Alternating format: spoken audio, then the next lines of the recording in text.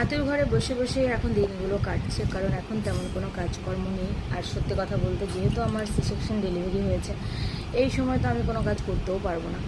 তো তোমাদের দাদা ভাই আর আমার শাশুড়ি মা সবটাই সামলাচ্ছে।